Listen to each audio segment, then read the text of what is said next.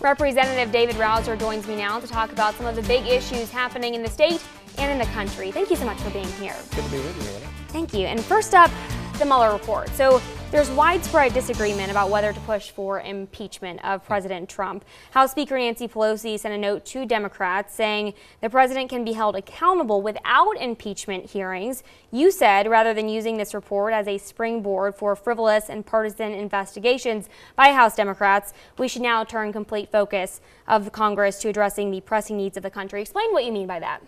Well, first of all, I think the Mueller report shows that Donald Trump was telling the truth the whole time. There was no collusion. There was nothing nefarious going on. What was nefarious that was going on was all the Democrat activity joined with where they paid Fusion GPS to produce a fake dossier.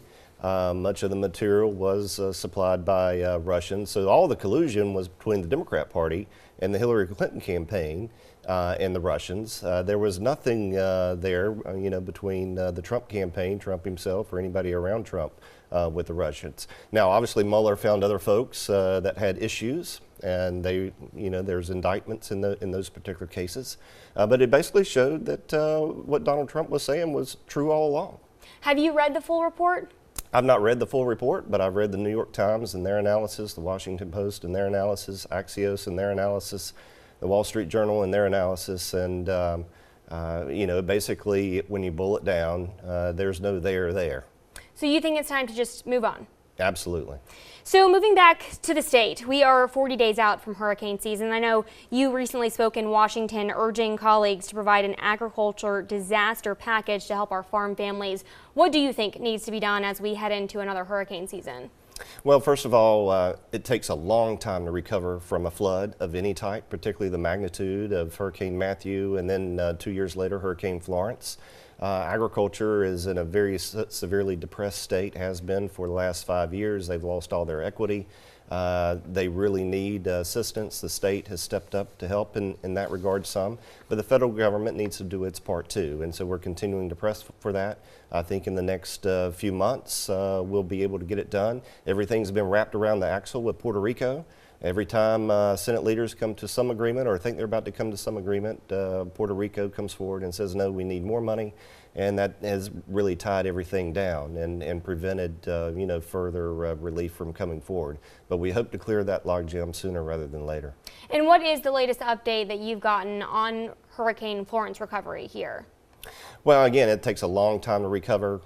The state has done and continues to do its part. Like I said a second ago, the federal government's going to continue to provide relief where it's needed. But folks need to understand it takes a long time to recover. We're still working with HUD to get the money that was appropriated about a year and a half, 2 years ago out for Hurricane Matthew. It's a very frustrating process, and this is one of the reasons why I would like to see a major change in law. Rather than having the money go through the federal government, let's just do block grants to the states to make this so much more efficient and effective. So switching now to a little bit of good news. So the president signed into law the American World War II Heritage Cities. So is Wilmington going to be the first?